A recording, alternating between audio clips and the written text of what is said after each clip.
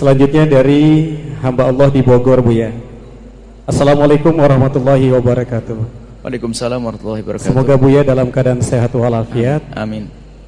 Buya, saya ingin bertanya, saat ini sedang membangun rumah dan beberapa saat lagi akan masuk bulan Ramadan. Pegawai rumah tersebut atau yang membangun rumah tersebut ada 4 orang. Jika masuk bulan puasa sedangkan pegawai tidak berpuasa, apakah saya bertanggung jawab dalam hal puasa tersebut? Mohon penjelasannya, Buya. Baik. Anda punya karyawan tidak berpuasa, maka Anda punya tanggung jawab di hadapan Allah. Selagi dia umat la ilaha illallah, berarti dia harus berpuasa. Kalau Anda membiarkan dia tidak berpuasa, maka Anda ikut andil dosa. Itu Anda termasuk golongan orang lupa dan lalai. Kalau masalah lupa dan lalai bukan hanya orang awam. Kadang seorang ustadz bangun masjid tidak sadar tukangnya yang kerja di masjid pada tidak sholat, pada tidak puasa. Yang dipikir oleh sang ustadz bagaimana masjid cepat jadi, hari raya bisa untuk sholat hari raya Idul Fitri.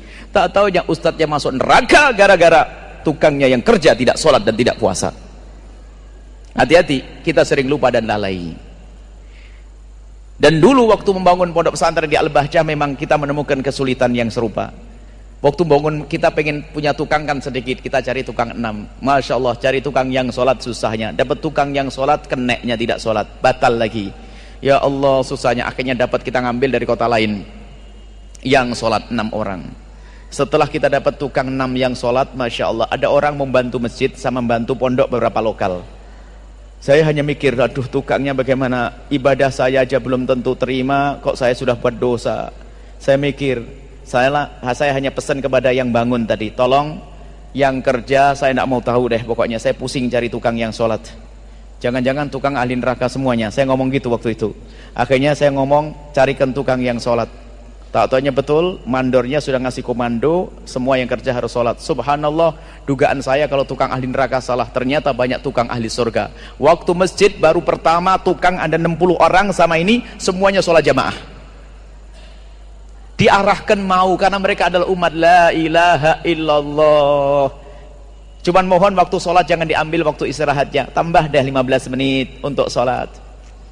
Akhirnya Masya Allah sholat semuanya. Wah, Alhamdulillah sholat, tidak pusing saya kalau itu. Saya bayangin cari 6 saja susah, tak taunya Allah kirim 60 tukang ahli surga. Cuman yang nakal juga ada. Ceritanya pas saya di Bogor waktu itu kisahnya, saya masih ingat betul, ada tim yang telepon, Buya ada 2 orang bagian las-las itu nggak mau sholat. Sudah kamu suruh? Sudah Buya. Nyuruhmu salah. Salah gimana Buya? Kalau nyuruh sambil kirim sarung, mungkin dia tidak punya sarung. Baik Buya, balik lagi besok dikasih sarung. Subhanallah, orang memang nekat ya. Sudah dikasih sarung, paling tidak kan sarungnya diambil kan lumayan 50.000. Sarung ditinggal, mending gak sholat, ngerokok pindah ke satu tempat. Kalau begitu bingung lagi. Hari yang keempatnya kita sampaikan, ini suruh sholat ya, puasa otomatis nanti. Setelah itu kami sampaikan, bilang saja, ini peraturan Buya, bahwasanya semua yang kerja di sini harus sholat. Rupanya dia sedikit cerdas, dia berkata, saya tidak kerja dengan Buya, saya tidak kenal Buya kok.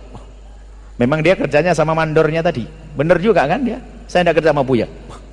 Wah repot, betul juga ini. Waktu ini teman saya, kalau begitu kamu jangan urusan sama tukang. Terus siapa? Kamu urusan sama mandor. Gitu. Dia bilang mandornya itu kan ada, kata Buya, selagi ada 1 orang yang tidak sholat, dibubarin saja deh masjidnya. Nyampe ke bosnya, bosnya tambah cinta dengan kita. Oh bener ini. Akhirnya orang yang tadi dipaksa, kalau tidak mau sholat jangan kerja di sini. Tak taunya akhirnya sholat, justru salah satu dari tukangnya ini anaknya malah di pondok sekarang, waktu itu memasukkan anaknya di pondok. Jadi kan perlu diarahkan saja. Oh Anda punya power kok, punya kekuatan, kenapa Anda tidak bisa?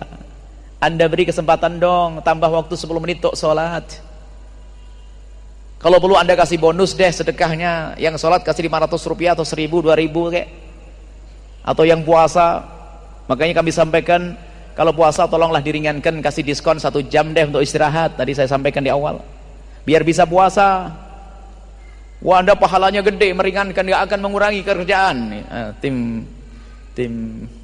Tim Al-Bahjah Bogor, Al-Bahjah Cianjur, Al-Bahjah Batam, tolong tukangnya dikasih istirahat tambah 1 jam deh dalam sehari sepanjang bulan Ramadan. Ini sedekah kita untuk dia. Nah, ini perlu seperti itu. Jadi betul, Anda ikut dapat dosa kalau Anda biarkan dia tidak puasa dan tidak sholat.